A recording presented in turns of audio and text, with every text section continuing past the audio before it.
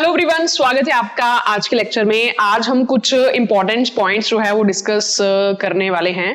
Okay, काफी students के message आ रहे थे कि कुछ स्ट्रेटजी बता दो कि कैसे हर यूनिट का कैसे कैसे प्रिपेयर करें।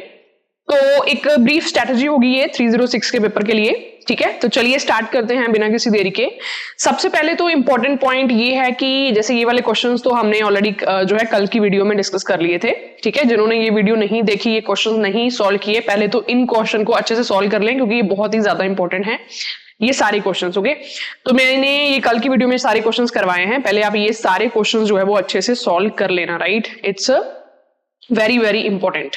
उसके बाद देखिए, उसके बाद हमारे पास जो फर्स्ट यूनिट है जिसमें time and work and pipe and system जो हमारे पास है फर्स्ट यूनिट, तो बेसिकली अगर हम उसमें से देखें तो आपको पता होना चाहिए कि हाँ, अगर ए एंड बी कुछ काम 8 डेज में कर रहे हैं, ठीक है, तो ये किस टाइप का क्वेश्चन है जिसमें हम जो है टुगेदर हमें टाइम दे रखा है।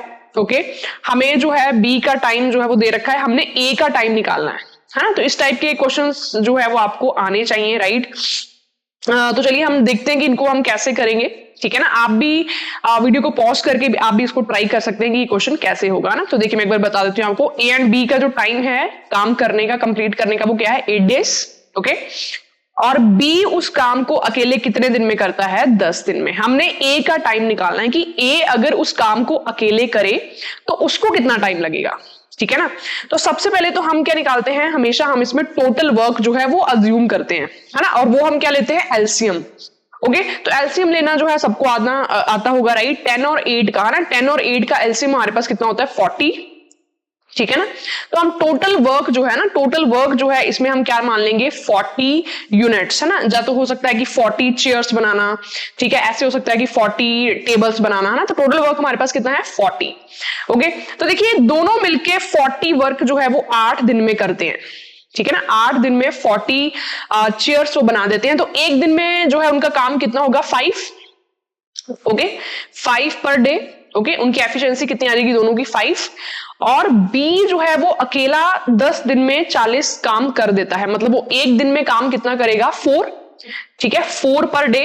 ओके, देखिए दोनों मिलके काम करते हैं 5 पर डे। ए जो बी इकलौता मिलके 4 पर डे कर रहा है।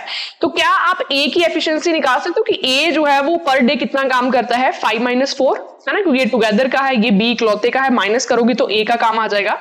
ये कितना आ जाएगा 1 पर डे। यस और नो, ए जो है वो 1 काम करता है पर डे। तो देखिए काम कितना है 40। एक दिन में अगर वो एक काम कर रहा है तो उसको कितना टाइम लगेगा। ठीक है, टाइम उसको कितना लगेगा 40/1, है ना, टोटल वर्क अपॉन एफिशिएंसी जो है वो हमारे पास टाइम आ जाएगा। आंसर इसका कितना आ जाएगा 40 डेज, है ना। तो इस टाइप के क्वेश्चन जिसमें टुगेदर का वर्क ढूंढना हो, चाहे इकलौते का वर्क ढूंढना हो, वो आप एक बार अच्छे से प्रैक्टिस कर लें, है ना। आगे बढ़ते हुए, ठीक है, जैसे ये क्वेश्चन है, ए बी सी टुगेदर जो है वो काम 6 दिन में करते हैं। ठीक है, ए बी सी टुगेदर कितने दिन में वो काम कर रहे हैं 6 डेज में। ए अलोन जो है वो 12 दिन में काम कर रहा है। ठीक है ना, इकलौता ए कितने दिन में काम कर रहा है 12 डेज में। ठीक है, और जो बी है वो कितने दिन में काम कर रहा है 18 डेज में।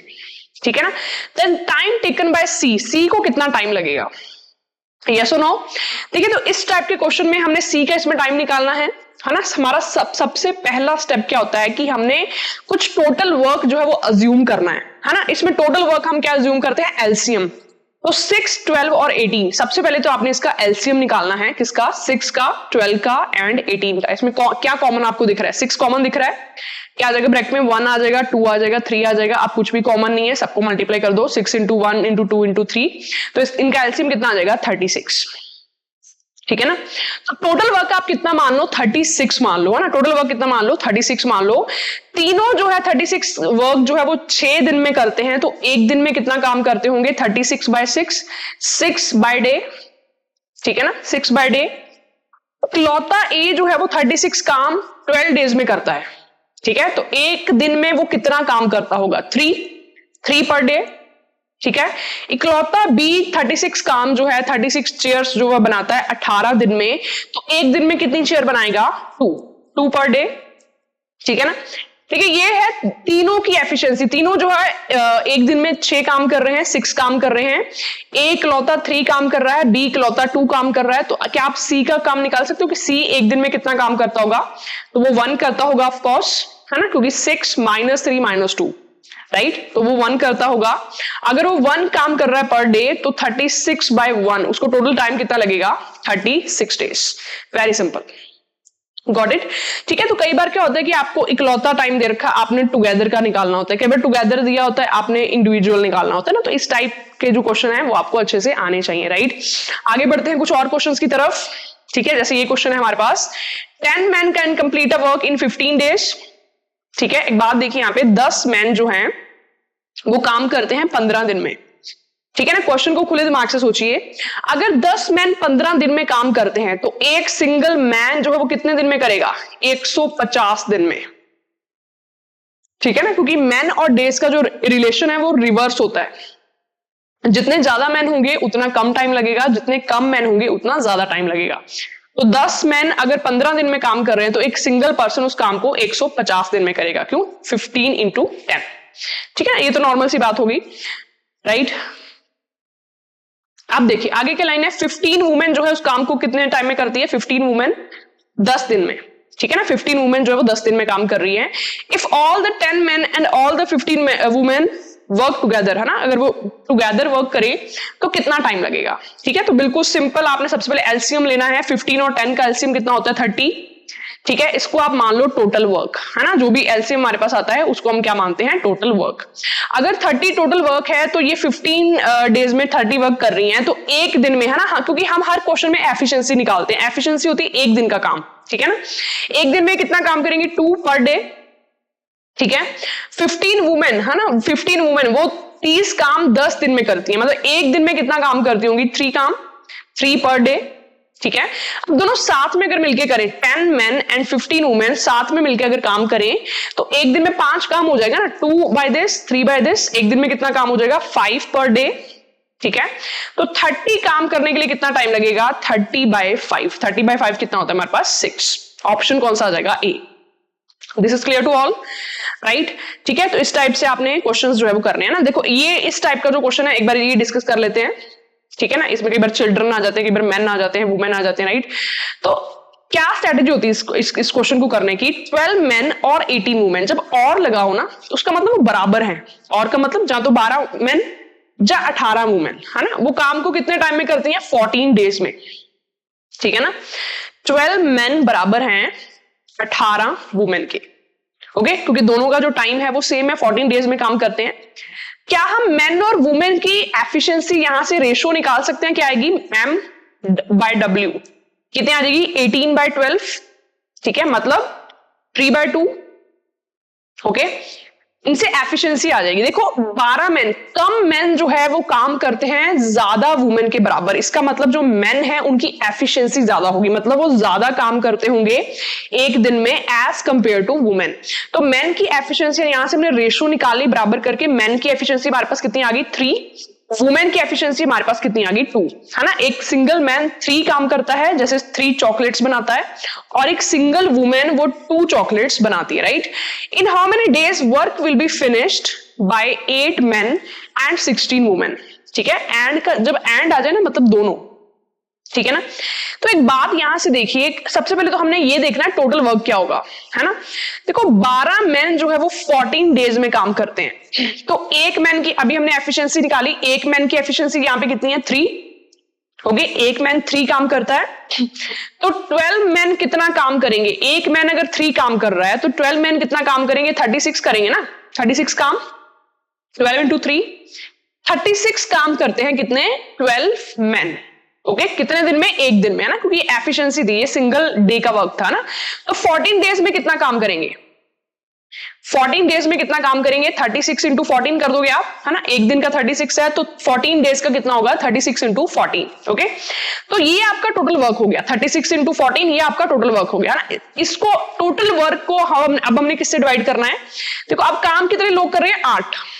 ठीक है, हमें पता है एक मैन 3 काम करता है, तो 8 मैन एक दिन में कितना काम करेंगे, 24। ठीक है, तो इसकी एफिशिएंसी कितनी आ जाएगी, 24 प्लस, क्योंकि टोटल वर्क को हमेशा हम किससे डिवाइड करते हैं, एफिशिएंसी से, है ना। 16 वुमेन की एफिशिएंसी क्या होगी, देखो एक सिंगल वुमेन जो वो 2 काम कर रही है, यहाँ पे देख रहे हो आपको। ठीक है, एक सिंगल वुमेन 2 काम कर रही है, तो 16 वुमेन कितना काम करेंगी, 32। ओके, तो ये हमारे पास था टोटल वर्क 36 × 14। ठीक है ना। और ये हमारे पास थी टोटल एफिशिएंसी 8 मेन और 16 वुमेन की ना, बस इसको डिवाइड कर देना है 36 इंटू 14 प्लस करके नीचे कितना आ जाएगा हमारे पास 56, ठीक है। 14 के टेबल में इसको कैंसिल कर सकते हो, ये हमारे पास कितना आ जाएगा 9 days, option B. Okay, I hope this is clear to all, ठीक है। एक बार मैं फिर रिपीट कर दूं, सबसे पहले तो हमने इनको बराबर करके हमने मेन और वुमेन की एफिशिएंसी निकाली। एफिशिएंसी होता है एक दिन का काम, ठीक है ना।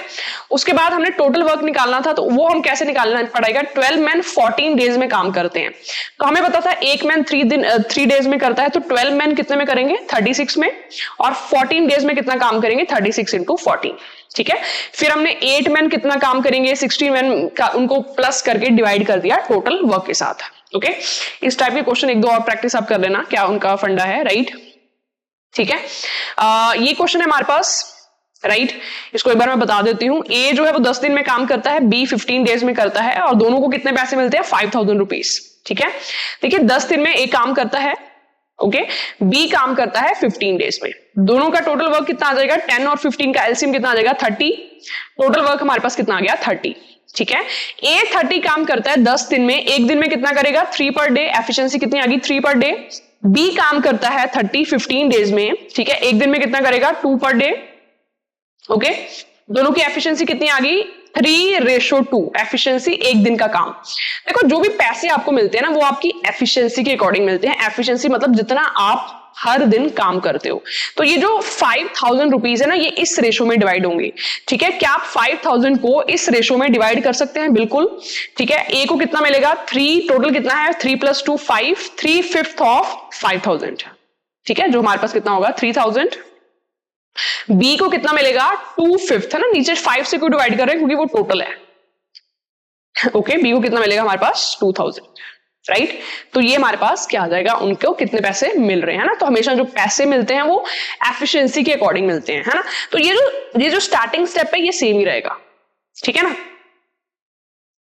इस क्वेश्चन का मुझे आंसर बताएं सारे, कितना आंसर आ रहा है आप सभी का, ठीक है। I will wait for your comment. चलिए अब जो अगला हमारे पास टाइम एंड वर्क के साथ जो यूनिट 1 में एक और जो चैप्टर है पाइप एंड सिस्टम, उसके एक दो क्वेश्चंस देख लेते हैं। देखिए टैंक, देखो पाइप एंड सिस्टम और टाइम एंड वर्क ये दोनों सेम ही कंसेप्ट है, दोनों में आप टोटल वर्क निकालते हो, एफिशिएंसी निकालते हो, सेम सारी वही चीजें हैं, ठीक है ना, कुछ भी इसमें अलग नहीं है। A can fill a tank in 10 minutes, A जो है फिल करता है टैंक 10 मिनट में, बी जो है उसको एम्प्टी कर देता है 15 मिनट में, ठीक है। सपोज यहां पे एम्प्टी की जगह पहले मैं आपको फिल वाला करवा देती हूं, फिर मैं साथ में एम्प्टी वाला भी आपको साइड में करवा दूंगी कि एम्प्टी वाले केस में क्या करते हैं ना। तो 15 मिनट में वो फिल करता है। क्वेश्चन क्या है कि अगर दोनों साथ में काम करें, साथ में अगर दोनों पाइप्स जो है वो ओपन हो जाएं तो कितने टाइम में टैंक फिल होगा, है ना। तो ये वैसे ही प्रॉब्लम है कि जैसे ए पर्सन काम करता है, बी पर्सन काम करता है, और दोनों अगर साथ में मिलकर काम करें तो काम कब होगा, है ना। तो 10 और 15 का क्या निकालो, सबसे पहले एलसीएम निकालो, कितना आ जाएगा 30, ठीक है ना। 30 टोटल वर्क कितना आ जाएगा 30। तो ए अगर 10 मिनट में फिल करती है 30 काम, 30 जो है 30 लीटर की बाल्टी ले लो आप, 30 लीटर बकेट, तो 1 मिनट में कितना फिल करेगी 3 लीटर पर मिनट, ठीक है। लीटर मैंने आपको समझाने के लिए ले लिया, राइट। बी जो है वो 15 मिनट में फिल करती है 30 लीटर, तो 1 मिनट में कितना फिल करेगी 2 लीटर पर मिनट, ठीक है। अब देखिए ये 3 लीटर फिल करती है, 2 लीटर फिल करती है, अगर दोनों साथ में फिल करें तो 5 लीटर फिल हो जाएगा ना, ठीक है। एक मिनट में कितना फिल हो जाएगा 5, तो 30 फिल करने के लिए कितना टाइम लगेगा 30/5, 30/5 हमारे पास कितना होता है 6, राइट। तो 6 मिनट उनको लगेंगे अगर वो साथ में मिलके जो है फिल करती हैं टैंक को, ओके। सो ये क्वेश्चन था जब एक का काम दिया हुआ है, दूसरे का दिया हुआ, और दोनों का साथ में टुगेदर कितना टाइम लगेगा वो पूछा है ना। अब इसी का रिवर्स में आपको बता देती हूँ कि अगर आपको सपोज ए जो है वो 10 मिनट में फिल करती है और जो बी है वो एम्प्टी कर देता है, एम्प्टी मतलब कि उसको B is working as a destructor, है ना, जो एम्प्टी कर रहा है, ठीक है। 15 मिनट में उसको एम्प्टी कर देता है। स्टार्टिंग सेम है, आपने टोटल वर्क क्या लेना है, दोनों का एलसीएम जो हमारे पास कितना होता है 30 आ जाएगा। ए जो है उसकी एफिशिएंसी कितनी आ जाएगी 3 आ जाएगी, जैसे हमने अभी निकाली पर मिनट, ठीक है। बी जो है वो 15 मिनट में पूरा 30 लीटर पानी निकाल देता है, मतलब 1 मिनट में कितना वो निकालेगा 2, ठीक है। तो देखो एम्प्टी के केस में हमने -2 लेना होता है, ठीक है। एम्प्टी के केस में हमने क्या लेना होता है -2 लेना होता है। तो अगर आप ध्यान से देखो तो ये 3 पर मिनट फिल हो रहा है, यहाँ पे 2 जो है लीटर पर मिनट खाली हो रहा है। मतलब एक्चुअल में 1 मिनट में अगर दोनों साथ में काम करें तो 1 मिनट में कितना फिल हो रहा है, 1 है ना। 3 - 2 1 मिनट में अगर साथ में काम करें तो फिल कितना हो रहा है, 1 फिल हो रहा है, ठीक है ना। तो देखो जब पॉजिटिव नेगेटिव साथ में काम करते हैं ना, डायरेक्टली आपने 30 लीटर नहीं फिल करना, ठीक है, आपने 30 - 3 कितना होता है, 27। तो पहले आपने 27 वर्क तक जाना है ना। तो 1 मिनट जो है, ठीक है, 1 लीटर जो फिल हो रहा है 1 मिनट में, तो 27 लीटर कितने टाइम में फिल होगा, 27 मिनट में, ठीक है। 27 लीटर का फिल होगा 27 मिनट में, ओके राइट, ठीक है। 27 मिनट, सॉरी, इसको आप डायरेक्ट निकाल सकते हो। तो वो कौन सा केस था जब अल्टरनेटिवली था ना, तो ये आप डायरेक्ट निकाल सकते हो। 1 मिनट में कितना फिल हो रहा है, 1 लीटर, तो 30 लीटर फिल होने में कितना टाइम लगेगा, 30 मिनट, ठीक है ना। जो मैं केस बताना चाहती थी वो था कि जब अल्टरनेटिवली काम करते हैं, मतलब पहले मिनट में फर्स्ट पाइप ओपन है, दूसरे मिनट में सेकंड पाइप ओपन है, इस तरीके से, है ना। तो right, so I hope this is clear, okay. ये क्वेश्चंस आप ट्राई कर सकते हैं। 3 टैप्स हैं, 4, 6 एंड 12 मिनट्स में पानी रिस्पेक्टिवली वो फिल कर रही हैं, ठीक है। अगर टुगेदर वो फिल करें तो कितना टाइम लगेगा ना। तो देखिए बिल्कुल सिंपल है, सबसे पहले आपने क्या निकालना है, एलसीएम निकालना है। इन टाइप के क्वेश्चन अच्छे से देख लेना, ये वाले टुगेदर वाले हैं ना, टुगेदर कितना टाइम ले रहा है, 4, 6, 12 है ना। इनका एलसीएम कितना होगा, 12, तो 12 आपका टोटल वर्क आ जाएगा, ओके। ए फिल कर रहा है 12 इन द 4 मिनट्स, है ना। तो 1 मिनट में कितना फिल करेगा, 3 पर मिनट, ठीक है। बी पाइप जो है वो फिल कर रही है 12 लीटर इन 6 मिनट, 1 मिनट में कितना फिल होगी, 2 पर मिनट। और सी जो है फिल कर रही है 12 लीटर इन 12 मिनट्स, तो 1 मिनट में कितना फिल होगा, 1, ओके। तीनों साथ में कंबाइन काम करें तो 3 + 2 + 1, तीनों का साथ में क्या आ जाएगा, 6 पर मिनट, ठीक है। 1 मिनट में कितना जो फिल हो जाएगा, 6 पर मिनट, ओके। तो 12 लीटर फिल करने के लिए कितना टाइम लगेगा, 12/6, ठीक है, 2 मिनट। तो ये टुगेदर उनका जो है 12/6, 2 मिनट उनका जो है वर्क टाइम जो है वो आ गया, राइट। आई होप आपको अच्छे से क्लियर हो रहे हो सारे क्वेश्चंस, ठीक है। ये क्वेश्चन एक बार ट्राई करके मुझे आंसर बताना, कितना आंसर आ रहा है आपका क्वेश्चन नंबर 23 का, ठीक है ना। कुछ आप भी ट्राई करो। अगर इसके कंसेप्ट में थोड़ा सा आपको इश्यू हो रहा है तो थोड़ा सा एक बार कंसेप्ट, इसका जो वीडियो मैंने बनाई है ना टाइम एंड वर्क की, थोड़ा सा कंसेप्ट उसमें से देख सकते हो 2-4 मिनट, ओके, ताकि कंसेप्ट आपका अच्छे से क्लियर हो जाए, है ना। आगे बढ़ते हैं, स्पीड टाइम डिस्टेंस के ऊपर बढ़ते हैं। देखो स्पीड टाइम डिस्टेंस जो है अगला चैप्टर, और उसके साथ है ट्रेन्स वाला और बोट एंड स्ट्रीम का, है ना। तो स्पीड टाइम डिस्टेंस के जो बेसिक क्वेश्चंस है ना वो आपको आने चाहिए ना, कि स्पीड कैसे निकालते हैं, ओके, डिस्टेंस कैसे निकालते हैं, टाइम कैसे निकालते हैं, ये चीजें आपको आनी चाहिए, राइट। थोड़ा सा प्रैक्टिस करना है इसकी, थोड़े से क्वेश्चंस मैं आपको करवाऊंगी, बट आप अपनी साइड से भी कुछ क्वेश्चन जो बेसिक क्वेश्चंस है वो प्रैक्टिस जरूर करना, right. Train is moving with the speed of 90 km/h, ठीक है। स्पीड मीटर पर सेकंड में कितनी होगी, देखिए किलोमीटर/h को मीटर पर सेकंड में कन्वर्ट कैसे करते हैं, 5/18 से मल्टीप्लाई करके, है ना। तो 5/18 से मल्टीप्लाई कर देंगे, मीटर पर सेकंड में कितनी आ जाएगी, 25 मीटर पर सेकंड, राइट। ट्रेन 40 km/h की स्पीड से चल रही है तो 18 सेकंड में कितना मीटर कवर करेगी, है ना। देखो यूनिट्स बहुत इंपॉर्टेंट है, ये km/h में है, ये हमारे पास सेकंड्स में है, आंसर मीटर में दे रखा है। तो पहले ये जो km/h है ना, इसको हमें कन्वर्ट करना पड़ेगा मीटर पर सेकंड में, ठीक है। डिस्टेंस हमने निकालनी है, डिस्टेंस का फॉर्मूला क्या होता है, स्पीड इंटू टाइम, ठीक है। स्पीड कितनी है, 40 इंटू 5/18 मल्टीप्लाई कर देंगे मीटर पर सेकंड में करने के लिए, इंटू टाइम कितना है, 18, है ना। 18 से 18 कैंसिल, कितना आ जाएगा आंसर हमारे पास, 40 इंटू 5 कितना होता है, 200, राइट, 200 मीटर आ जाएगा, ठीक है ना। आगे बढ़ते हैं, इसमें आपने क्या निकालनी है, एवरेज स्पीड निकालनी है ना। तो एवरेज स्पीड जो है ना वो कैसे निकलती है, एवरेज स्पीड का मतलब क्या होता है, टोटल डिस्टेंस, ठीक है ना, total distance upon total time, ठीक है ना। पूरी जर्नी की जो डिस्टेंस है टोटल, और टोटल जो आपको टाइम लग रहा है ना, वो हमारे पास होती है एवरेज स्पीड। इसको भी हम वैसे ही करेंगे जैसे हम टाइम एंड वर्क के क्वेश्चन करते हैं ना, वैसे ही। क्या बोला उसने कि जब वो घर से गया तो उसकी जो स्पीड थी वो कितनी थी, 20 km/h, ओके। और जब वो वापस आया वहीं से, है ना, जहां गया था, तो उसकी स्पीड कितनी थी, 30 km/h। हमने निकालनी है एवरेज स्पीड, ओके। तो हमें तो डिस्टेंस तो पता नहीं इसमें, है ना, नहीं पता तो मान लो ना, राइट, मानना पड़ेगा डिस्टेंस में। 20 और 30 का क्या ले लो, एलसीएम, है ना, क्योंकि उस टाइम एंड वर्क के हमें वर्क नहीं पता था, हमने एलसीएम मान लिया, है ना। एलसीएम क्यों माना, ताकि वो दोनों से डिवाइड हो जाए, ठीक है ना, आपको कैलकुलेशन इजी हो जाए, राइट। तो इसमें हमें डिस्टेंस नहीं पता, तो ना आप खुद मान लो 20 और 30 का हमें एलसीएम कितना होता है, 60, तो ये डिस्टेंस आप मान लो, ठीक है ना, एक साइड का। जाते टाइम डिस्टेंस कितना था 60 किलोमीटर, आते टाइम भी डिस्टेंस कितना होगा 60 किलोमीटर, ठीक है ना। डिस्टेंस 60 है, स्पीड 20 है, टाइम आ जाएगा, ठीक है, 60/20 टाइम कितना आ जाएगा 3 आवर्स, 3 आवर्स उसको जाने में लगा। 60 डिस्टेंस है और आते टाइम उसकी स्पीड कितनी थी 30, है ना, तो टाइम कितना आ जाएगा 2 आवर्स, है ना, स्पीड ज्यादा तो टाइम कम लगेगा। तो टोटल डिस्टेंस कितना आ गया 60 + 60 120, टोटल टाइम कितना आ गया 3 + 2 5, 120/5 कितना आ जाएगा 24, got it, 24 kilometre per our, this is answer. ठीक है, आगे बढ़ते हैं। एक चीज मैं आपको बता दूं कि जो स्पीड टाइम डिस्टेंस के क्वेश्चंस होते हैं ना, किसी क्वेश्चन में ना आपको लगेगा कि डिस्टेंस सेम है, किसी क्वेश्चन में आपको लगेगा कि टाइम सेम है ना, किसी क्वेश्चन में आपको लगेगा कि स्पीड सेम है ना। जैसे ये क्वेश्चन है, तो क्या देर का एरोप्लेन कवर करता है कुछ डिस्टेंस इतनी स्पीड में इतने टाइम में, है ना, 240 kilometre per hour in 5 hours. तो cover the same distance in 1 hour, what should be the speed. देखो सेम डिस्टेंस अगर उसको 1 आवर में कवर करना है तो उसकी स्पीड कितनी होनी चाहिए। देखो इस क्वेश्चन में डिस्टेंस सेम है, आपको प्योर बेसिक मेथड से कराऊंगी, ओके। डिस्टेंस सेम है, आप ऐसे रख सकते हो ना, d1 = d2, है ना, डिस्टेंस सेम है, d1 = d2। डिस्टेंस हम कैसे निकालते हैं, स्पीड मल्टीप्लाई टाइम। पहले में स्पीड कितनी है 240, टाइम कितना है 5, क्या लिख दोगे 240 × 5। दूसरे में स्पीड हमें निकालनी है, उसको s मान लो, टाइम कितना है 1 our.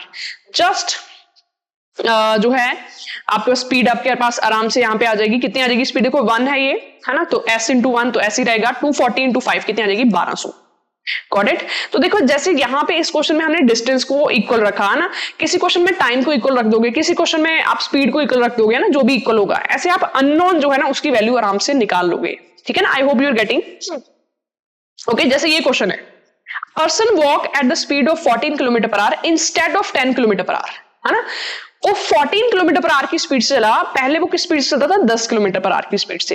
He would have walk 20 kilometre more, है ना। देखो जब उसने अपनी स्पीड बढ़ाई तो उसका डिस्टेंस जो है वो 20 किलोमीटर बढ़ गया ना। ये तो ऑफ कोर्स बात है, अगर आप भी अपनी स्पीड बढ़ाओगे, कहीं जा रहे हो तो ज्यादा डिस्टेंस कवर कर लोगे, ठीक है ना। अब देखिए इस क्वेश्चन में सेम क्या है, इस क्वेश्चन में सेम क्या है, इस क्वेश्चन में टाइम सेम है, ठीक है ना, टाइम सेम है इस क्वेश्चन में। तो लिखिए t1 = t2, टाइम को दोनों को बराबर लिख दीजिए। टाइम हम कैसे निकालते हैं, डिस्टेंस अपॉन स्पीड, ठीक है ना। तो फर्स्ट केस में उसने सपोज d डिस्टेंस कवर किया, उसकी स्पीड कितनी थी फर्स्ट केस में 10 है, क्योंकि हमारी जो पुरानी स्पीड है वो 10 है। सेकंड केस में उसने डिस्टेंस किया d + 20, 20 किलोमीटर ज्यादा कवर किया ना, तो d + 20 लोगे आप, है ना। और उसकी जो स्पीड थी वो कितनी थी 14, है ना। देखो बिल्कुल इजी आपके पास इक्वेशन बन गई, जस्ट d की वैल्यू आप आराम से निकाल लोगे, जो भी कैंसिल हो रहा है कैंसिल कर दीजिए, d की वैल्यू मुझे बताएं कौन सा ऑप्शन आ रही है, ठीक है ना। एक्चुअल डिस्टेंस मतलब कि उसकी जो स्टार्टिंग की डिस्टेंस थी, है ना, वो d की वैल्यू आपने निकालनी है, राइट। आगे बढ़ते हुए, ठीक है, ये क्वेश्चन हमारे पास है। अगला question, a farmer traveled a distance of 61 kilometer in 9 hours. He traveled partly on foot at 4 kilometer per hour and partly on bicycle and 9 kilometer per hour. The distance traveled on foot. ठीक है, तो एक scenario हमारे पास बन रहा है कि total हमारे पास जो डिस्टेंस है वो 61 किलोमीटर है, टोटल कितना टाइम लगा 9 आवर्स, ठीक है। मतलब कि कुछ डिस्टेंस उसने बाय फुट कवर की, कुछ डिस्टेंस उसने बाइसाइकिल कवर की, है ना, बाय बाइसाइकिल। तो एक चीज देखिए यहाँ पे कि यहाँ पे टोटल टाइम जो है वो 9 आवर्स लगा। आप ऐसे लिख सकते हो t1 + t2 = 9 hours, total time 9 hours लगा ना। t1 मतलब कि फर्स्ट वाला टाइम, मतलब जब उसने डिस्टेंस ट्रेवल किया बाय फुट, सपोज कि वो d डिस्टेंस था जो उसने फुट से ट्रेवल किया और उसकी स्पीड कितनी थी 4, d/4 आ जाएगा, प्लस t2 मतलब सेकंड वाला टाइम जब उसने बाइसाइकिल से कवर किया, ठीक है। टोटल डिस्टेंस 61 है, अगर d उसने बाय फुट कवर किया तो 61 - t, ये बाइसाइकिल से कवर किया होगा, ओके। स्पीड कितनी है इसकी 9, ठीक है। बस इस इक्वेशन में देख लो कि d की कौन सी वैल्यू इसमें सेटिस्फाई हो रही है ना। जैसे सपोज अगर आप 16 पुट करते हो ना, तो d की जगह पे, है ना, d की जगह अगर आप 16 पुट करते हो तो 16/4 ये 4 आ जाएगा, ठीक है। 61 - 16 हमारे पास कितना होता है 45, तो ये 45/9 ये 5 आ जाएगा। इक्वेशन सेटिस्फाई होगी, आंसर क्या आ जाएगा सी, है ना। मैंने 16 को ही चूज क्यों किया, क्योंकि 16 4 से डिवाइड होता है ना, तो इसलिए पहले वो ऑप्शन चूज करें जो डिवाइड होता है ना। क्लियर। अब हम कुछ ट्रेन्स के क्वेश्चन करते हैं। देखिए ट्रेन्स में कौन सी क्वेश्चन इंपॉर्टेंट है जिसमें ट्रेन जो है वो ब्रिज को क्रॉस कर रही है, ट्रेन जो है वो किसी प्लेटफॉर्म को क्रॉस कर रही है, ठीक है ना। तो देखिए जब ट्रेन जो है ना किसी ऐसी चीज को क्रॉस करे जिसकी खुद की कुछ लेंथ है, जैसे ब्रिज को क्रॉस कर रही है, उसमें डिस्टेंस क्या आएगा कि डिस्टेंस ट्रेन ने कितना कवर किया, length of train plus length of bridge, है ना, दोनों की लेंथ जो है वो ऐड हो गई, राइट। अगर ट्रेन प्लेटफॉर्म को क्रॉस कर रही है तो टोटल डिस्टेंस क्या आएगा, length of train plus length of platform, ठीक है ना। बट अगर ट्रेन किसी पोल को क्रॉस कर रही है जिसकी कुछ लेंथ नहीं है ना, जैसे पोल खंबा होता है, राइट, तो इसकी कुछ लेंथ नहीं है ट्रेन के सामने, इसको आप नेग्लेक्ट कर सकते हो। अगर ट्रेन किसी ट्री को क्रॉस कर रही है जिसकी अपनी कोई मतलब इतनी लेंथ नहीं है, निग्लिजिबल है ना, लेंथ हाइट की बात नहीं कर रहे, लेंथ की बात कर रहे हैं, ठीक है ना। ऐसी ट्रेन अगर किसी पर्सन को क्रॉस कर रही है तो उस केस में जो डिस्टेंस आप लेते हो ना, वो क्या लेते हो, जस्ट लेंथ ऑफ ट्रेन, ठीक है ना, क्योंकि उस ऑब्जेक्ट की जो लेंथ है वो कम होती है तो आप उसको नेग्लेक्ट कर देते हो, राइट। चलिए, a train running at the speed of 60 km/h crosses a pole in 9 seconds. What is the length of train? ठीक है, पोल को क्रॉस कर रही है मतलब इसमें डिस्टेंस ट्रेवल बाय ट्रेन क्या आएगा, लेंथ ऑफ ट्रेन के बराबर, ठीक है। स्पीड कितनी है, टाइम कितना है, 9 सेकेंड, है ना। देखिए स्पीड का फॉर्मूला क्या होता है, डिस्टेंस अपॉन टाइम। डिस्टेंस कितनी दे रखी है, 60, लेंथ हमने निकालनी है, टाइम कितना देगा, 9 सेकेंड। देखिए ये 60 km/h में, मीटर पर सेकंड में करने के लिए इसको 5/18 से मल्टीप्लाई करना पड़ेगा, ठीक है। लेंथ ऑफ ट्रेन क्या आ जाएगी, ठीक है, जो भी कैंसिल हो रहा है कैंसिल कर दें, 30 × 5, 30 × 5 कितना, 150। लेंथ ऑफ ट्रेन कितनी आ जाएगी, 150 मीटर, ओके। तो ये इसका क्वेश्चन है, राइट। आगे ये क्वेश्चन देखते हैं, this is the most important question. इस टाइप का क्वेश्चन जो है वो आपको आना चाहिए, right. The length of bridge which are train 130 metre long, है ना, ट्रेन की लेंथ दे रखी है 130 metre and travelling at 45 km/h और क्रॉस करती है वो ब्रिज को 30 सेकेंड्स में, ओके। ध्यान से देखिए, हमने लेंथ ऑफ ब्रिज निकाली, मैंने आपको बताया था डिस्टेंस ट्रेवल बाय ट्रेन जब वो ब्रिज को क्रॉस करती है वो क्या होता है, length of train plus length of bridge. Length of train तो हमें दे रखी है 130, लेंथ ऑफ ब्रिज को x मान लो, ठीक है ना। स्पीड क्या होती है, डिस्टेंस अपॉन टाइम, तो ये डिस्टेंस होगी हमारे पास, डिस्टेंस हमें जो है वो स्पीड दे रखी है 45, है ना, जस्ट वैल्यू पुट करनी है आपने, 45 × 5/18, ओके। डिस्टेंस कितनी है 130 + x, ठीक है। टाइम कितना है 30 सेकेंड्स। जस्ट स्टूडेंट इनको सॉल्व करके x की वैल्यू मुझे बताएं कितनी आ रही है ना, कौन सा ऑप्शन x की वैल्यू आ रही है मुझे बताएं, right. I hope this is clear. आगे बढ़ते हैं, ये भी सेम टाइप का क्वेश्चन है। ट्रेन की लेंथ दे रखी है, प्लेटफॉर्म की लेंथ दे रखी है, टोटल डिस्टेंस कितनी आ जाएगी, दोनों को प्लस कर दोगे, 650 + 240। टाइम दे रखा है, ठीक है ना, ओके। इस क्वेश्चन को मैं चाहती हूँ कि एक बार आप ट्राई करें, right. A train 240 metre long passes a pole in 24 second. तो यहां से ट्रेन की स्पीड आ जाएगी ना, क्योंकि ट्रेन जब एक पोल को पास करेगी तो डिस्टेंस क्या आएगी, लेंथ ऑफ ट्रेन जो 240 है, टाइम क्या आएगा 24, है ना। तो 10 मीटर पर सेकेंड ये ट्रेन की स्पीड आ जाएगी ना, ठीक है। सेम ट्रेन अगर प्लेटफॉर्म को क्रॉस करती है तो कितना टाइम लगेगा, है ना। तो स्पीड क्या होता है, डिस्टेंस बाय टाइम। अगर वो प्लेटफॉर्म को क्रॉस कर रही है तो टोटल डिस्टेंस कितना आ जाएगा हमारे पास, 240 + 650, जो हमारे पास कितना होता है 890, ओके। टाइम आपने निकालना है, स्पीड हमें कितनी है 10, ठीक है, कितनी आ जाएगी 89 seconds, option B, okay. I hope this is clear, ठीक है। अब देखो स्पीड बोट एंड स्ट्रीम जो चैप्टर है उसमें आपको थोड़ा सा पता होना चाहिए, स्टिल वाटर क्या होता है जो मूवमेंट नहीं करता, है ना, स्ट्रीम क्या होती है जो मूवमेंट करती है, ओके। तो इसमें बेसिकली हमारे पास ना डाउन स्ट्रीम होती है, डाउन स्ट्रीम बेसिकली क्या होती है, x + y, ठीक है ना। x क्या है जो स्टिल वाटर की स्पीड है, ठीक है, y क्या है जो स्ट्रीम की स्पीड है ना, पानी की जो स्पीड है, और एक इसमें होती है अपस्ट्रीम, अपस्ट्रीम स्पीड, ठीक है, मतलब पानी के अगेंस्ट जाना, वो क्या होती है x - y, ठीक है ना। ये स्टिल वाटर, ये स्ट्रीम, ओके। तो देखिए इसमें क्या दे रखा है कि 11 kilometre along the stream, along the stream मतलब अप डाउन स्ट्रीम, जो स्ट्रीम के साथ पानी के साथ चलना, along the stream that is down stream, है ना। तो x + y आपको दे रखी है 11, ठीक है। 5 kilometre against the stream, against the stream मतलब अप स्ट्रीम, है ना। तो x - y हमें क्या दे रखा है 5। क्या हम speed of boat in still water, still water मतलब हमने x की वैल्यू, क्या हम x की वैल्यू निकाल सकते हैं इसी फॉर्मूले में, दोनों इक्वेशंस हैं, दो वेरिएबल हैं, मुझे बताएं कौन सा आंसर आ रहा है, राइट। ठीक है, ये क्वेश्चन एक बार ट्राई करना आप, राइट। आगे बढ़ते हैं कुछ सिलोगिज्म के क्वेश्चंस पे। अगला चैप्टर जो है वो हमारा क्या है, सिलोगिज्म। देखिए थर्ड यूनिट जो है प्योरली रीजनिंग है, रैंकिंग है, सिलोगिज्म है, ठीक है ना, एक दो शायद और चैप्टर है उसमें। ओके, तो कुछ वीडियो मैं डिस्क्रिप्शन में डाल दूंगी, है ना, जो जैसे रैंकिंग की वीडियो 15 मिनट की वीडियो, अगर आपको नहीं आता तो एक बार कंसेप्ट उसमें से पढ़ लेना, राइट। सिलोगिज्म अगर आपको बेसिक चीजें नहीं आती एक बार पढ़ लेना, यहाँ से एक क्वेश्चन मैं करवाई दूंगी, है ना, 3-4 क्वेश्चन आपके सिलोगिज्म में से आएंगे। सिलोगिज्म ऐसा चैप्टर है आराम से आपको पता चल गया कि कैसे क्वेश्चन करना, आराम से आप इसमें से नंबर ले सकते हो, है ना। ये एक दो क्वेश्चन मैं आपको करवा देती हूँ, है ना। ऑल बैग, इसमें कुछ नहीं करना होता, स्टेटमेंट दे रखी है ऑल बैग्स आर बुक्स, है ना, डायग्राम बनानी होती है ऑल बैग्स, ठीक है, सभी बैग्स जो है वो क्या है, बुक्स हैं। Okay, some purses are bags, है ना, कुछ पर्सेस जो है वो बैग्स हैं, है ना, सम पर्सेस आर बैग्स। ये डायग्राम बन जाएगी, है ना। आपने डायग्राम वही बनानी होती है जो आपको स्टेटमेंट में दे रखा है, कुछ एक्स्ट्रा आपने नहीं बनाना होता, राइट। क्या बोला है, सम बुक्स आर पर्सेस, ठीक है, सम बुक्स आर पर्सेस। देखिए बुक ये सारा है, बुक के अंदर बैग्स हैं और कुछ बैग्स पर्स हैं, तो ये तो हम बोल ही सकते हैं ना कि कुछ जो बुक्स हैं वो पर्सेस होंगी, है ना, बिल्कुल ट्रू। देखिए कंक्लूजन कौन सा सही होगा, जो 100% सही है, जिसको देख के आपके मन में डाउट नहीं आ रहा कि ये होगा नहीं होगा, ऐसा कुछ नहीं, आपको लगेगा कि हाँ ये तो है ही। Okay, some books or bags, ठीक है, उसने बोला सम बुक्स आर बैग्स, है ना, तो ये भी है, राइट। कैसे, क्योंकि जो बुक्स तो ये सारा है ना, ठीक है, तो बुक का जो ये पार्ट है ये तो बैग्स ही हैं, दोनों ट्रू है, दोनों कंक्लूजन इसमें ट्रू है, ठीक है। जैसे ये क्वेश्चन है, सम कार्स आर जीप, सबसे पहले हमने डायग्राम बनानी है, सम कार्स आर जीप्स, ये बन जाएगी diagram. All pens are car, सभी पेन जो है वो कार्स है, मतलब सभी पेन जो है वो कार के अंदर आएंगे। देखिए मैंने पेन और जीप को इंटरसेक्ट नहीं किया क्योंकि हमें दे नहीं रखा था, है ना, जो चीज हमें दे नहीं रखी उसके बारे में हमें आइडिया नहीं है, वो चीज हो भी सकती है, वो चीज नहीं भी हो सकती। पहली चीज क्या है, नो पेन इज जीप, उसने बोला पेन और जीप का कोई रिलेशन नहीं है।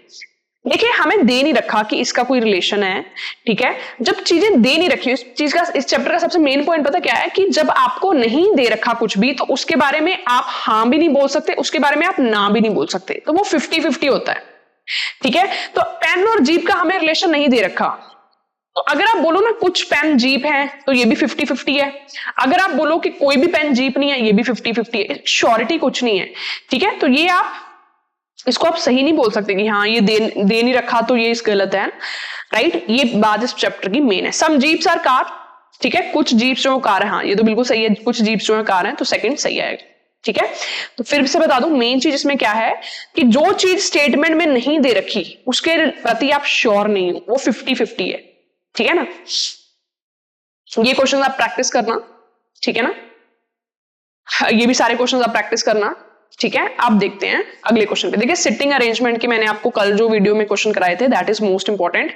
कुछ और क्वेश्चंस जो हैं, एक चीज मैं आपको बताता हूँ, सिटिंग अरेंजमेंट जो चैप्टर है ना, ठीक है, उसकी मैं आपको एक अगर आपको डाउट, अगर आपको आता है दैट्स गुड, अगर आपको डाउट है, ठीक है, मैं आपको एक वीडियो डाल दूंगी, उसमें मैंने सिंपल क्वेश्चन जो एग्जाम पॉइंट ऑफ व्यू से वो 15-20 मिनट की वीडियो, राइट, तो उसमें मैं आपको डिस्क्रिप्शन में डाल दूंगी, आप डिस्क्रिप्शन एक बार चेक कर लेना, ठीक है। वहां से क्या होगा कि आप 5-6 क्वेश्चन प्रैक्टिस कर लोगे ना तो आपको पता लग जाएगा, राइट।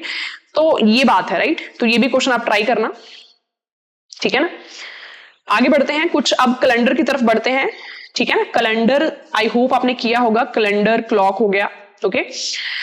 22 अप्रैल 1982 को थर्सडे था, what was the day of the week on 3 November 1980, ठीक है। देखो 22 अप्रैल, ध्यान से सुनना, 1982 को कौन सा दिन है, थर्सडे, ठीक है। तो आपसे क्या पूछा है, 3 नवंबर को कौन सा दिन होगा, सेम जो है वो साल है यहाँ पे, है ना, सेम साल है, राइट। तो ध्यान से देखिए 22 अप्रैल को तो हमें दे रखा है थर्सडे है ना। अप्रैल जो है वो मंथ कितने दिन का होता है, 30 डेज का होता है, कितने दिन रह गए, 8 दिन रह गए, है ना, तो 8 प्लस अप्रैल के बाद कौन सा मंथ होता है हमारे पास, मई में कितने डेज होते हैं, 31। हमारा पूरा जो कैलेंडर चैप्टर है ना ये ऑड डेज के ऊपर बेस्ड है, आपने ऑड डेज निकालने होते हैं। कैसे निकालते हो, आप 7 से डिवाइड करके रिमाइंडर देखते हो, ओके। तो 31 होते हैं मई में, 31 को अगर आप 7 से डिवाइड करें, रिमाइंडर आपके पास कितना आता है, 3, तो इसमें 3 ऑड डेज होंगे मई में, है ना। मई के बाद क्या आता है, जून में 30 डेज होते हैं, 7 से डिवाइड करके रिमाइंडर कितना आएगा, 2, ऑड डेज कितने आएंगे, 2, है ना। जुलाई में 31 होते हैं, ऑड डेज कितने आएंगे, 3। जुलाई के बाद क्या आता है हमारे पास, अगस्त में भी 31 डेज होते हैं तो 3 आएगा। अगस्त के बाद सितंबर में 2, सितंबर के बाद हमारे पास क्या था, अक्टूबर में भी हमारे पास जो है वो 3 होते हैं क्योंकि अक्टूबर 31 डेज का होता है। प्लस नवंबर कब तक लेना है, 3 तक, 3 डेज लेने हैं नवंबर के ना, तो +3। इन सबको काउंट कर लीजिए, कितना आ जाएगा, ओके जो 7 बन रहा है उसको कैंसिल कर सकते हो आप, है ना, 7 जो बन रहा है उसको कैंसिल कर सकते हो, जैसे ये 2, क्योंकि 7 जो है वो 7 से डिवाइड होता है ना, क्योंकि हमने पूरा जो है जो सम निकाल के 7 से डिवाइड करके रिमाइंडर देखना होता है ना। तो देखिए यहाँ पे 2 + 2 4, 4 + 3 है ना, ये 7 बन रहा है, इसको कैंसिल कर दें। बाकी देखिए कितना बन रहा है, 8 + 3 11 14, 14 + 6 कितना बन रहा है 20, 20 को 7 से डिवाइड करेंगे, रिमाइंडर देखेंगे, रिमाइंडर कितना आ रहा है 6, ठीक है। अगर रिमाइंडर 6 आ रहा है तो इस थर्सडे में 6 दिन ऐड कर दो, ठीक है ना।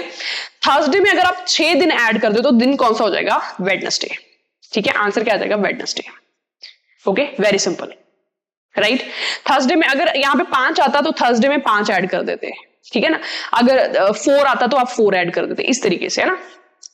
So this is the way, right. वो इस क्वेश्चन को हम जो है वो डिस्कस कर रहे थे।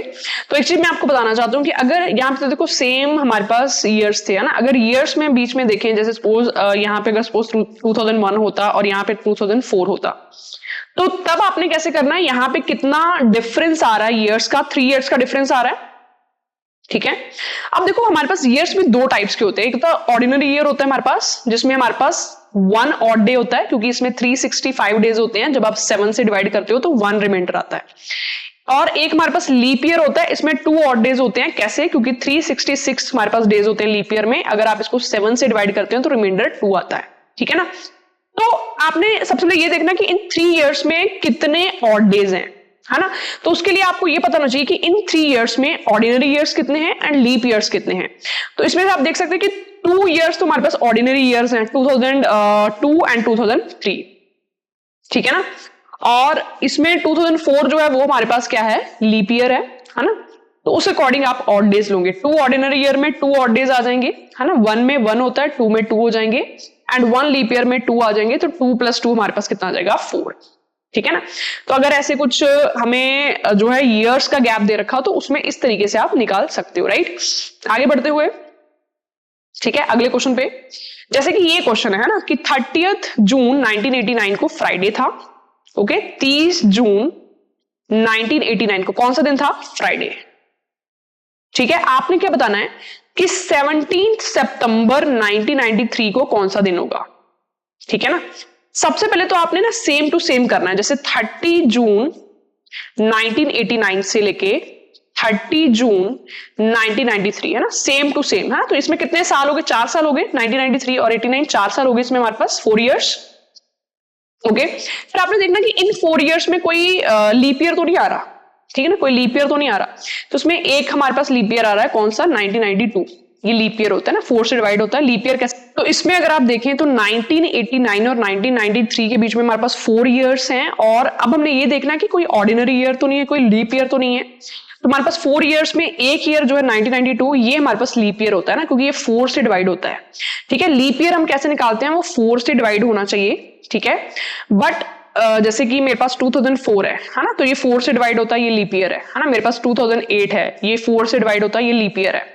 बट अगर आपके पास कोई सेंचुरी आ जाए, सेंचुरी मतलब जो जिसके 00 होती है लास्ट में, जैसे 1900, 1600, 2000, ये सारी सेंचुरीज हैं, तो उसके लिए लीप ईयर आप कैसे चेक करते हो, 4 की जगह आप 400 से डिवाइड करते हो, ठीक है ना। 400 की जगह डिवाइड करके देखना पड़ेगा, तो 00 से 00 कैंसिल, ये डिवाइड नहीं हो रही 1900, तो ये लीप ईयर नहीं है। 1900 4 से डिवाइड तो होता है, बट 1900 इज अ सेंचुरी, तो आपको 400 से डिवाइड करके देखना पड़ेगा, चेक करना पड़ेगा कि 400 से होता है।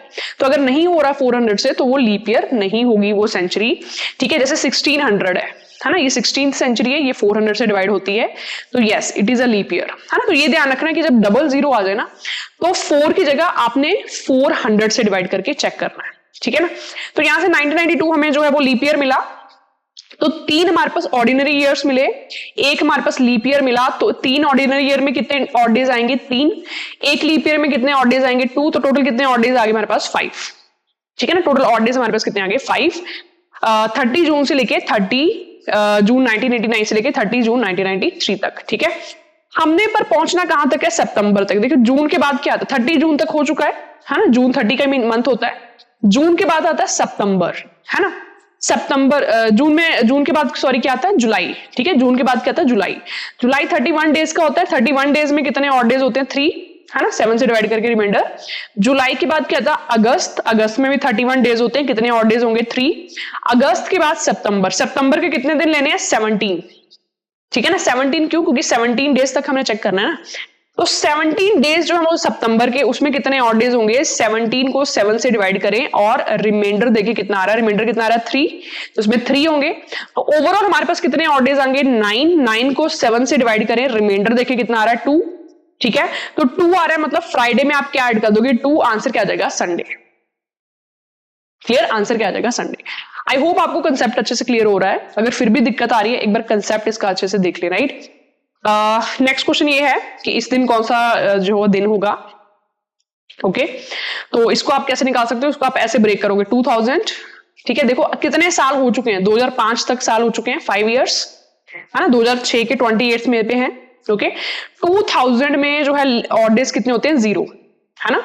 हर 100 दिन में 5 ऑड डेज होते हैं, 200 में कितने होते हैं हमारे पास 3 होते हैं, 300 में हमारे पास कितने होते हैं, ठीक है, इसमें 3 होते हैं हमारे पास, राइट, ठीक है। ये 15 हो जाएगा, इसमें 1 होगा, ठीक है। और 400 ईयर्स में कितने होते हैं 0 होते हैं, राइट। तो 400 का कोई भी मल्टीपल है, जैसे 800, 1200, 1600, 2000, उसमें 0 ऑड डेज आएंगे ना। तो इसलिए हमने इस 2006 तक जो है इसको इस तरीके से ब्रेक किया, 2000 प्लस 5 ईयर्स, 2000 में 0 ऑड डेज होते हैं। ये जो 5 ईयर्स है इसमें कितने ऑड डेज होंगे, ठीक है। तो पहले तो ये देखना कि इन 5 में लीप ईयर कितने आ रहे हैं ना। तो 2001, 2002, 2003 ये तो ऑर्डिनरी ईयर्स हैं, ठीक है। 2004 लीप ईयर है, 2004 एक लीप ईयर आ रहा है और 4 ऑर्डिनरी ईयर्स आ रहे हैं। एक लीप ईयर में 2 ऑड डेज, 4 ऑर्डिनरी ईयर्स में 4 ऑड डेज, टोटल कितने आ जाएंगे 6 आ जाएंगे। यहां तक 6 आ गए, ठीक है। 2005 तक हमारे पास अभी तक 6 ऑड डेज आ गए, ठीक है। अब 2006 का हमने देखना है अप टू 28 में, जनवरी से स्टार्ट करना है अप टू 28 में, 8 में, राइट। जनवरी में कितने होंगे 31 डेज 3, ओके। फेब में कितने होंगे 28 डेज 0, ओके। फेब के बाद हमारे पास क्या आता है मार्च, मार्च में कितने होंगे 3, अप्रैल में कितने होंगे 2, अप्रैल के बाद हमारे पास क्या आता है मई, मई में कितने होंगे 3, जून में कितने, सॉरी मई तक ही देखना था, ठीक है। तो मई के 28 डे लेने हैं, 28 डेज है ना। तो 28 डेज में तो 0 ही आएगा, ओके। सबको प्लस कर दें, 6 + 3 9, 9 + 3 12, 12 + 3 14, 14 मतलब पूरा 7 से डिवाइड होता है, मतलब क्या आएगा 0, 0 का मतलब क्या होता है संडे, ठीक है ना। 0 का मतलब क्या होता है संडे। अगर 1 आता तो क्या आंसर आता मंडे, अगर 2 आता तो क्या आंसर आता ट्यूसडे, अगर 3 आता तो क्या आंसर आता वेडनेसडे, है ना, इस तरीके से। Got it. What will the next year, next leap year after 2096, 2096 leap year है, 4 से डिवाइड होता है, ठीक है। इससे अगला लीप ईयर कब आएगा, देखो हर लीप ईयर 4 साल बाद आता है। अगर इसमें 4 ऐड करें, 4 ऐड करें तो 2100 बनता है। ये एक सेंचुरी है, ये 400 से डिवाइड नहीं होती, तो ये लीप ईयर नहीं होगा। तो इसमें और 4 ऐड करना पड़ेगा, तो आंसर क्या आएगा 2104। Answer is option C, okay. Today's Monday after 61 days कौन सा दिन होगा, 61 को 7 से डिवाइड करके रिमाइंडर देख लें कितना आ रहा है, 5 रिमाइंडर आ रहा है, मतलब मंडे में आपने 5 दिन ऐड करने हैं। मंडे प्लस 5, मंडे प्लस 5 क्या होगा सैटरडे, ओके। मंडे प्लस 5 क्या होगा सैटरडे। एक चीज आपको और बता दूं, यहां से हमारे पास 5 आया था ना सेंचुरीज, ये 100 है, ये 200 है, 300, ये सारी सेंचुरीज है ना। तो 5 ऑड डेज आए, 3 ऑड डेज आए, 1 ऑड डे आया, 0, 5 मतलब क्या होता है फ्राइडे, ठीक है ना, फ्राइडे। 3 मतलब क्या होता है वेडनेसडे, थर्ड डे, ठीक है। 1 मतलब क्या होता है मंडे, 0 मतलब क्या होता है संडे, ठीक है ना। मतलब सेंचुरीज के लास्ट डे ये वाले आ सकते हैं, है ना। तो इसमें कौन से दिन आपको नहीं दिख रहे, ट्यूसडे नहीं दिख रहा, ठीक है, आपको थर्सडे नहीं दिख रहा, ठीक है, आपको सैटरडे, जो भी खतरनाक दिन है ट्यूसडे, थर्सडे, सैटरडे। तो कई बार ये क्वेश्चन भी आ जाता है कि लास्ट डे ऑफ सेंचुरी कौन सा नहीं हो सकता, ट्यूसडे नहीं हो सकता, थर्सडे नहीं हो सकता एंड सैटरडे नहीं हो सकता, ठीक है ना। आगे बढ़ते हुए, ठीक है, क्लॉक में सबसे ज्यादा क्या इंपॉर्टेंट है, एंगल निकालना। एंगल का फॉर्मूला हमारे पास क्या होता है 30h - 11/2m। ये फॉर्मूला बहुत ही ज्यादा यूजफुल है, 1-2 टाइप्स में यूज होता है ना। h का मतलब कितना, r का टाइम, m का मतलब होता है मिनट्स का टाइम। यहाँ पे कितना 3 hour 25 minutes, मतलब 3:25। तो इसमें r का टाइम कितना है 3, मिनट का टाइम कितना है 25। बस इसमें पुट करना है आपने ना, कुछ नहीं करना, बस पुट करना है, h की जगह 3, ठीक है, और m की जगह पे 25, ठीक है। बस इसको सॉल्व करना है और थीटा आपके पास आ जाएगा, वेरी सिंपल, है ना। तो एंगल निकालने वाले क्वेश्चन आप कर सकते हो। जैसे ये क्वेश्चन है, at what time between 6 to 7 o'clock the hand of clock together. Together मतलब दोनों एक साथ होंगी, दोनों के बीच का एंगल कितना होगा 0 डिग्री। तो इसमें भी सेम फॉर्मूला अप्लाई करना है, ठीक है ना। सेम फॉर्मूला अप्लाई करना है 6 और 7 के बीच में, मतलब 6 बज के कुछ मिनट का टाइम होगा ना, 6 बज के कुछ मिनट का टाइम होगा जब hands of a clock will be together. तो थीटा कितना दे रखा है इसमें 0, इसमें एंगल दे रखा है, हमने एम की वैल्यू निकालनी है। एच भी हमें दे रखा है कि 6 बज के कुछ मिनट होंगे, तो एच कितना है 6, ठीक है ना। तो इसमें आपने एम की वैल्यू निकालनी है, ठीक है। तो जस्ट इसमें एम की वैल्यू निकाल लीजिए। 13 into 6 कितना होता है 180, ओके 180 11/2m, ठीक है। एम आपके पास कितना आ जाएगा 360/11, ठीक है, ये आपके पास एम आ जाएगा। गॉट इट, इस तरीके से है ना। अगर यहाँ की जगह दे रखा होता कि hands of clock at 90 degree, तो एंगल क्या लेते हैं 90 डिग्री।